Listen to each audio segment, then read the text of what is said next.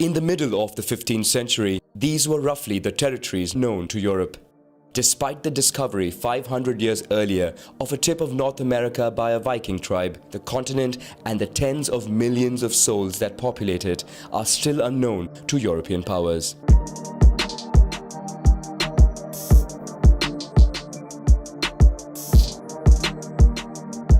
For centuries, Europe is mainly oriented towards Asia, from where silk, spices and other goods originate. Trade routes from China and East Indies are lucrative for those who control them. By weaving a maritime network across the Mediterranean Sea, the powerful republics of Venice and Genoa dominate trade in Europe.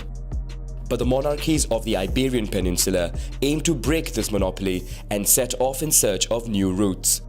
More efficient ships are built, boosting exploration of the Atlantic Ocean. A native of the Republic of Genoa, Columbus lived in Lisbon. The young navigator dreams of discovering a new road to Cathay and Cipango, found in present-day China and Japan. According to his calculations, the territories are close enough to attempt a crossing. He presents the project to the Portuguese king, who refuses to finance it as the country focuses on the exploration of a route via Africa. Columbus then tries his luck with Spanish Catholic kings. After some hesitation, they eventually agree to fund the expedition. Christopher Columbus sets off on his voyage in 1492 as the head of 3 ships and a crew of 90 men. After 70 days of sailing, the expedition discovers an island in the Bahamian archipelago. The first encounter with the natives is peaceful and cordial. Convinced he found the East Indies, Columbus calls them Indians. For 3 months, he hops from island to island in search of Cipango.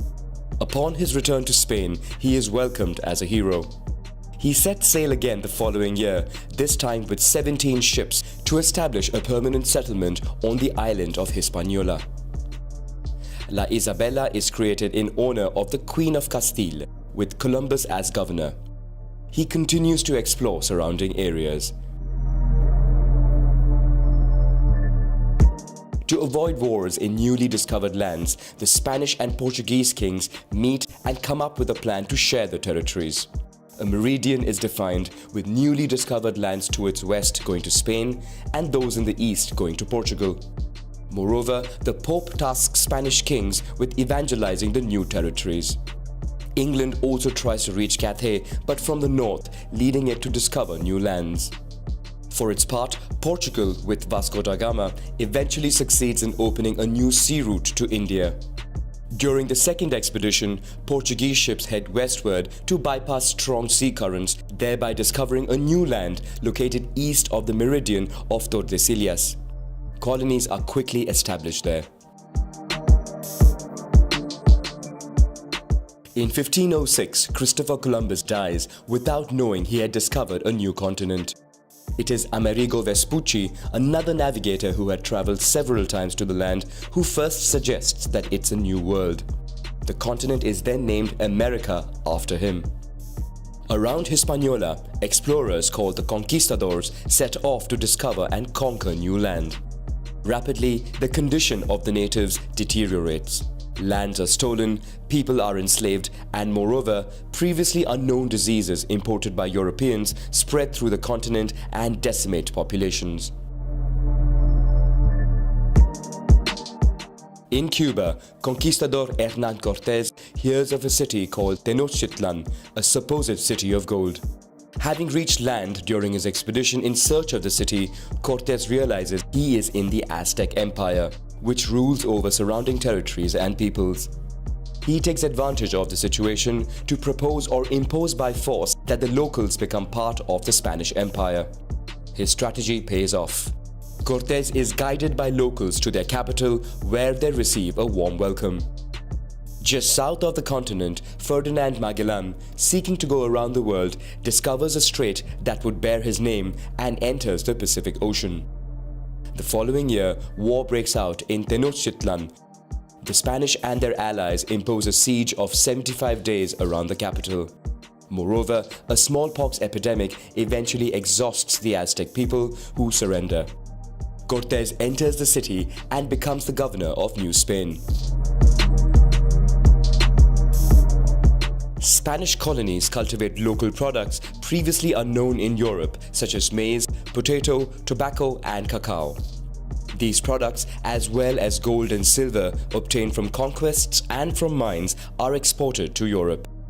Settlements also take a religious turn with the arrival of the Franciscans, who wish to establish an even purer church than back home and baptize natives. Cortés now begins a conquest of the Mayan people. While further south, conquistador Francisco Pizarro hears of the supposedly rich Inca Empire. After several unsuccessful expeditions, he returns with an army in 1531.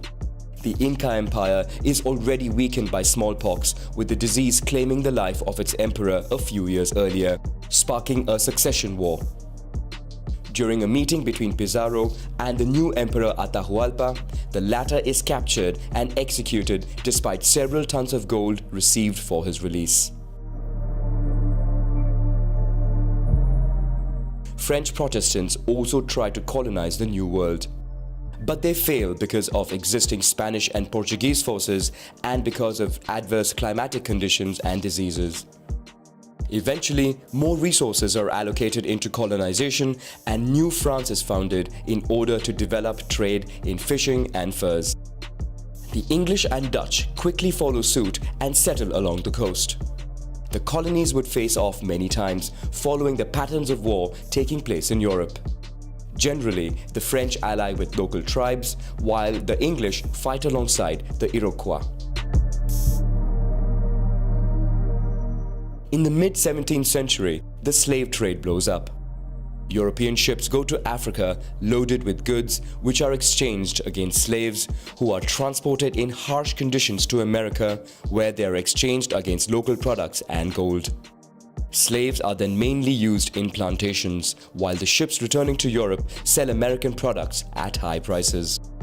In 1763, New France lost the fourth and final intercolonial war.